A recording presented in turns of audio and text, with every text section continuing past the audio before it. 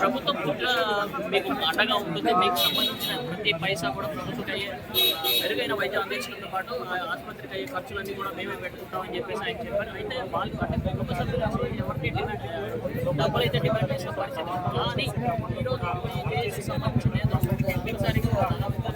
ఇంట్లో ఉన్న కూడా ధ్వంసం చేయడం, అదేవిధంగా లోపలికి తీసుకువెళ్ళేందుకు ప్రయత్నించడంతో అక్కడ ఉన్న సెక్యూరిటీ సిబ్బంది ఎవరైతే ఉన్నారో బౌన్సర్లు కానీ సెక్యూరిటీ సిబ్బంది, ప్రైవేట్ సెక్యూరిటీ సిబ్బంది ఎవరైతే ఉన్నారో వాళ్ళు ఈ విద్యార్థులను అడ్డుకోవడంతో ఒకసారిగా అక్కడ తోపులాట జరిగి ఉద్రిక్త వాతావరణం అయితే నెలకొంది. రేవతి కుటుంబాన్ని ఆదుకోవాలి, ప్రభుత్వంపై చేస్తున్న విమర్శలు ఆదుకోవాలి అంటూ హెచ్చరికలు కూడా చేసిన పరిస్థితి కనిపించింది.